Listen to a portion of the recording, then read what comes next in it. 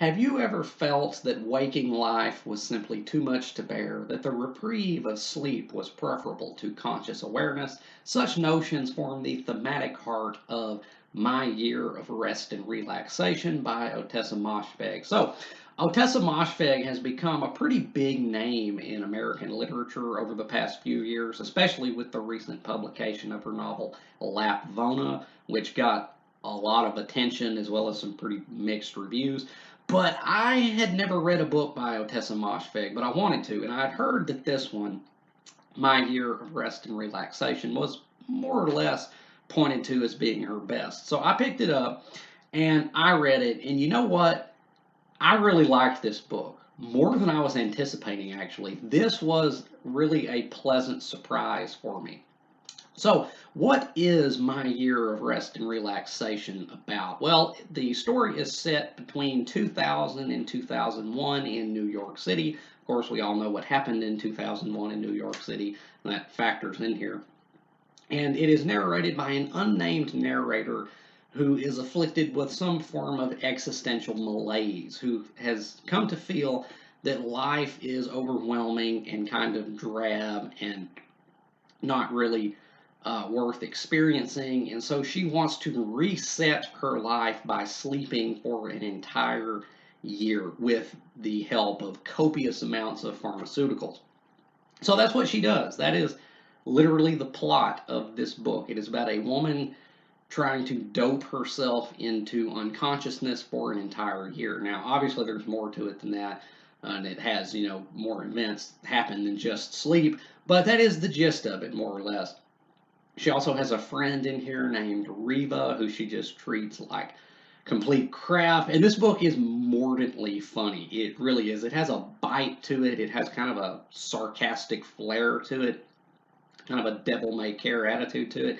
And it really worked. The voice of the narrator, the unnamed narrator in this book, was really, really memorable, and I really liked it. So, the writing in this book was pretty good. It was a pretty strongly written book. Like I said, I had no prior experience with Ottessa Moshfegh as a writer, so I didn't know what to expect. But this was a very well written book, especially more towards the end. It really comes alive in terms of prose towards the end. It gets more introspective and also a bit more somber towards the end.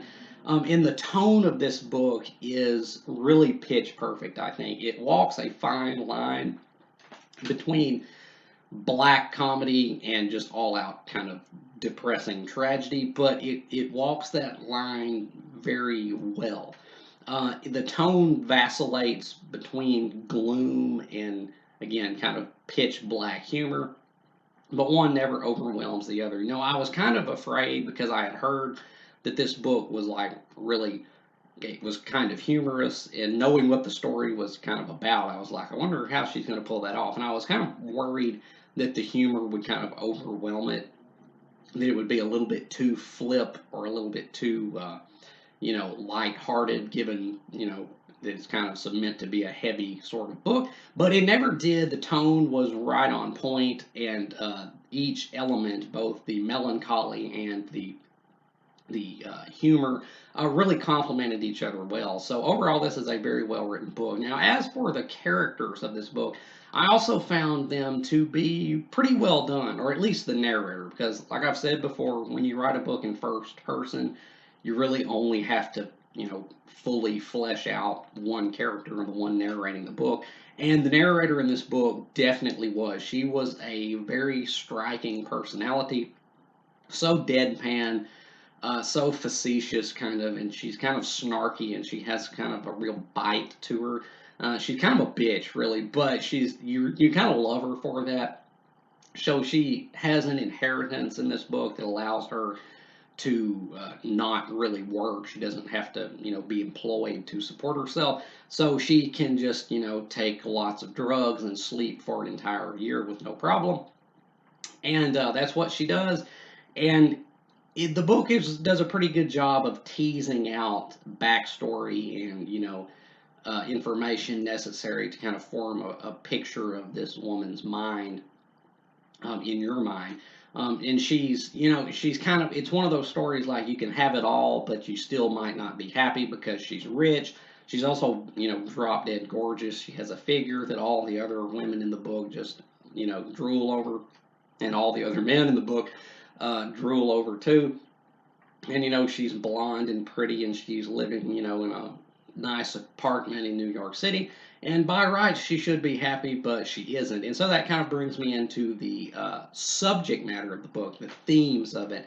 This book is both kind of an existential black comedy, like I said, but it also functions as a critique of materialism and consumerism, because as the narrator goes on, especially as we get towards the end of the book, she begins to kind of just get rid of all the stuff of her former life, because she doesn't want to really have any ties to that former life when she wakes up after this period of sleep, because that's what the whole purpose is, that she wants to sleep and kind of recharge, kind of reset.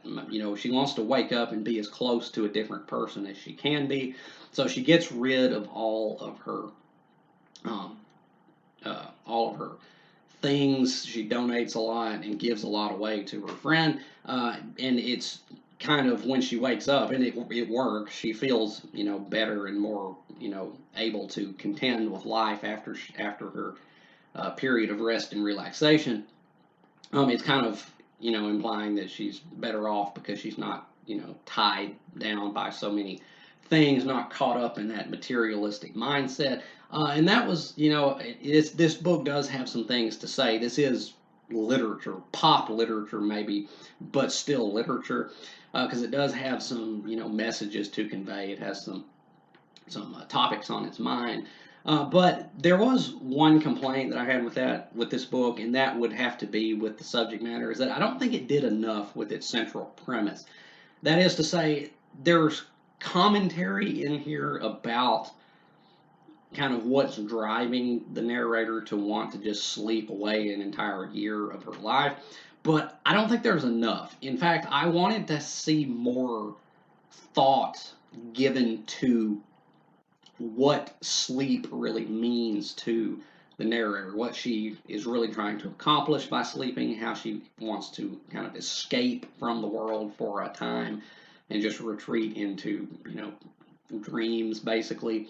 And there's some of that stuff in there, but I would have liked to have seen more. That was my one real criticism of this book, is that there could have been more introspection, I thought, than there was regarding what the narrator is trying to do and what sleep is, what sleep represents to her, an escape, that kind of thing. But also, there could have been some interesting commentary about the relationship between the conscious and the unconscious mind, because as the narrator takes more and more drugs, she begins to realize that she is acting out in her sleep. She is doing things, performing actions while unconscious.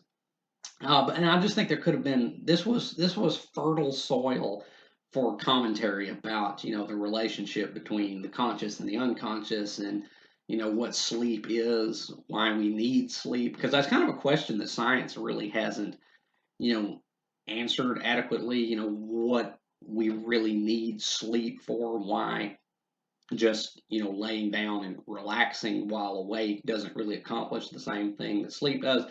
And they really could have done a lot more, I thought, than what it did. But as it was, there was still enough to chew on. So I'm not going to knock it too hard, but that was my one real complaint. And another minor issue I had, which is not really an objective criticism, is just why this book was set in 2001 in New York City, because I don't really understand why you had to bring 9/11 into it. I mean, I'm not offended or anything by it. I don't care.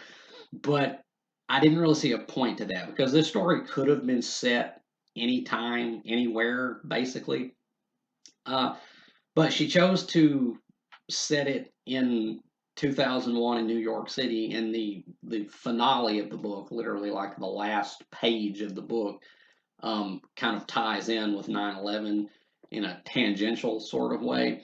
But I didn't really know why it needed to do that. It's kind of like that movie, if you've ever seen that movie, Remember Me, with Robert Pattinson. it's kind of just like a mundane, run of the mill romantic drama until the end, and then it's like, oh, it's 9/11 now.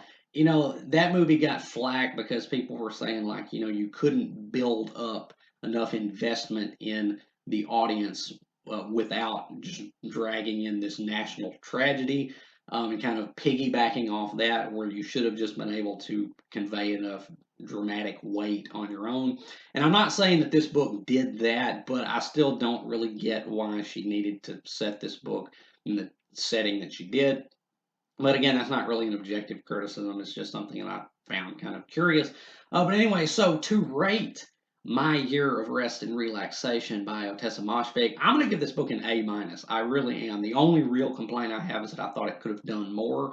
But such as it was a really well polished and well-rounded product. It's not particularly long. It's not even 300 pages, and it has no plot. This is a book that is, entirely character-driven, but it is still rather tightly constructed. It never overstays its welcome. It never gets overly indulgent. And I respect that. This is just a really good book. And Ottessa Moshfegh really does seem to be a pretty nifty writer. So who knows? Maybe I'll pick up more works of hers in the future. But My Year of Rest and Relaxation by Ottessa Moshfegh. Have you read My Year of Rest and Relaxation? If you have, let me know down in the comments what you thought about it, whether you have agreed or disagreed with anything I've said about it here today. And if you have not read My Year of Rest and Relaxation, pick it up. This is a definitely recommendable book from me because this was a really enjoyable experience to read. So yeah, I could definitely recommend this one. And as always, if you have enjoyed anything you've seen or heard here today, remember to hit that like button and subscribe. I would really appreciate it. And until next time, peace.